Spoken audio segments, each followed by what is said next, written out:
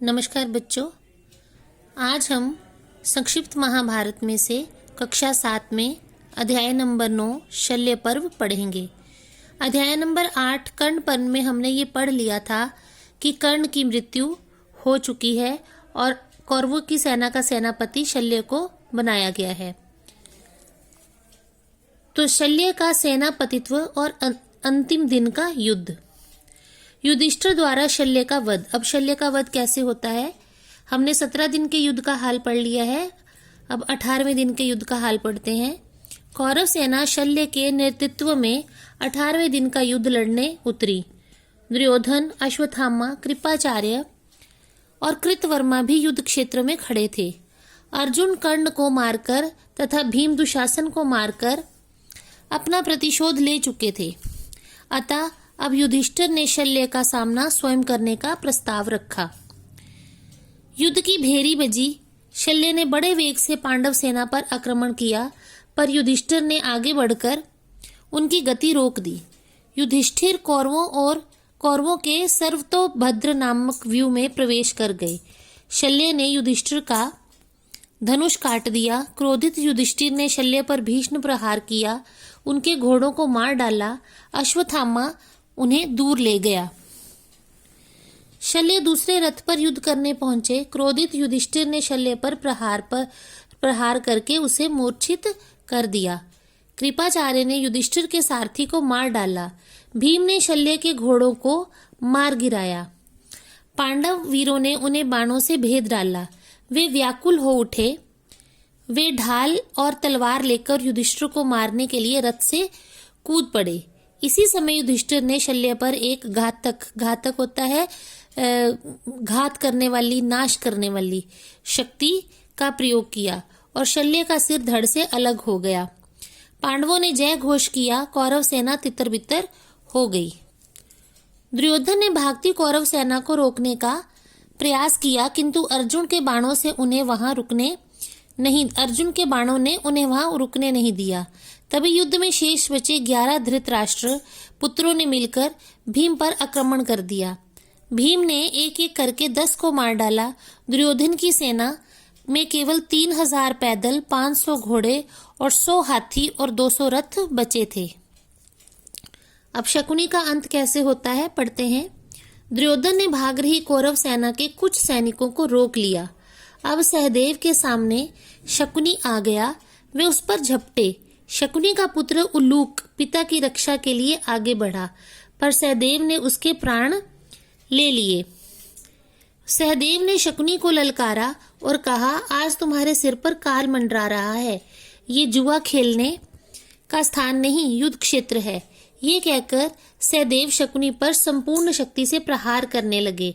प्राण बचाने के लिए शकुनी सहदेव पर प्रास नामक शक्ति का प्रहार करने वाला था कि तभी सहदेव ने उसकी भुजाएं काट डाली। एक और पैना तीर शकुनी पर छोड़ा, जिससे अनाचारी और कुटिल शकुनी का अंत हो गया।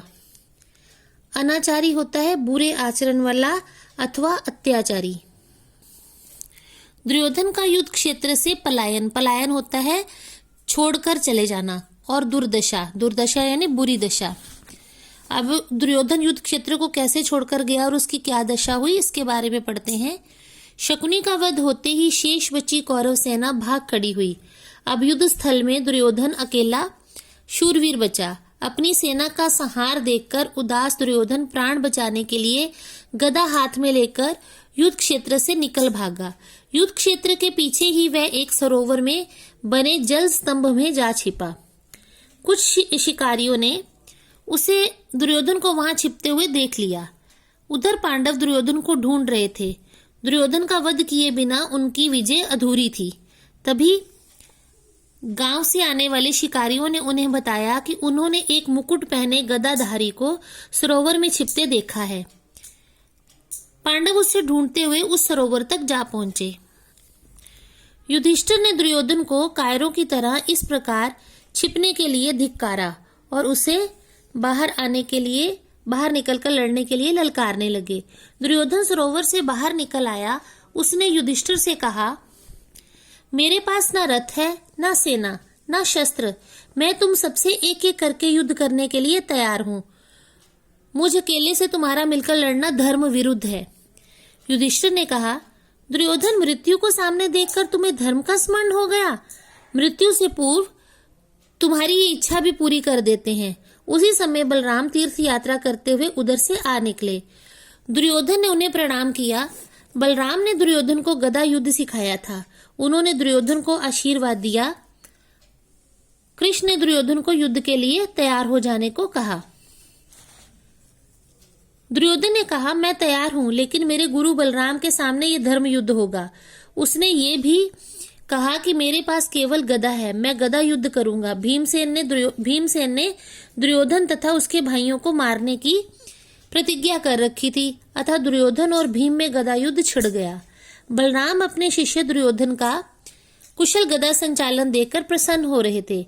वे समझने लगे कि दुर्योधन ही विजयी होगा, पर कृष्ण जानते थे कि भीम धैर्य और शक्ति में दुर्योधन से बढ़कर है। कुछ समय बाद दुर्योधन थक जाएगा और कमजोर पड़ जाएगा। दुर्योधन ने भीम पर भयंकर गदा प्रहार किया। भीम भी डटकर सामना करने लगे। दोनों हाथियों के समान गर्जना करते हुए एक दूसरे पर गदा प्रहार कर रहे थे। जैसे जैसे युद्ध बढ़ता जा रहा था, वैसे वैसे दुर्योधन भीम पर भारी पड़ रहा था। सहसा भीम ने कृष्ण की ओर देखा।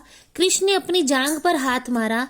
भीम को दुर्योधन की जांघ तोड़ने की अपनी प्रतिज्ञा याद आ गई, परंतु नाभि के नीचे वार करना गदा युद्ध के नियमों के विपरीत था। दुर्योधन भीम के सिर पर गदा मारने के लिए उछला, किंतु भीम ने बड़े वेग से दुर्योधन की जांघ पर गदा का प्रहार कर दिया। जांघ की हड्डी टूट गई और दुर्योधन जमीन पर गिर पड़ा। भीम ने इस नियम के विरुद्ध युद्ध करने से क्रुद्ध होकर भीम के इस नियम के विरुद्ध युद्ध से क्रुद्ध होकर बलराम भीम को मारने दौड़े। कृष्ण ने बलराम को समझाया कि द्रौपदी का अपमान करने पर भीम ने उसकी जांघ तोड़ने की प्रतिज्ञा की थी। बलराम कृष्ण के उत्तर से नाराज थे। वह द्वारका चले गए। भीम ने दुर्योधन के सिर पर लातों से प्रहार करके उसे बहुत अपमानित किया। श्री कृष्ण ने भीम को रोका और समझाया, मरने वाले शत्रु को अपमानित करना धर्म के विरुद्ध है। कृष्ण और पांडव असहाय और घायल दुर्योधन को छोड़कर लौट गए।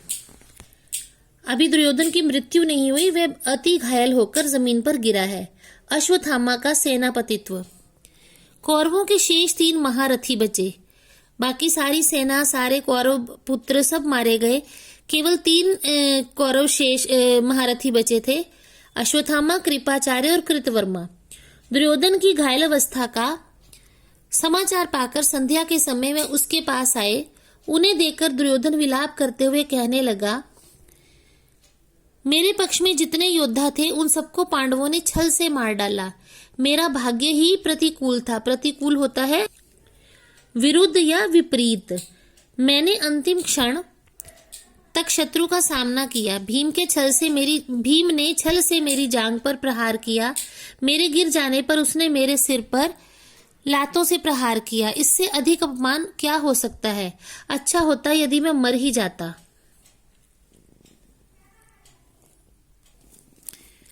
दुर्योधन ग्लानि से भरकर बिलख बिलख कर रोने लगा। ग्लानि होता है पश्चाताप। दुर्योधन की बात सुनकर तथा उसकी दुर्दशा देखकर अश्वत्थामा बहुत दुखी हुआ। उसने आक्रोश में भरकर कहा, आपकी दशा देखकर मेरा मन रो रहा है। आप चिंता ना करें, पांडवों ने अधर्म और अन्याय से ये युद्ध किया है।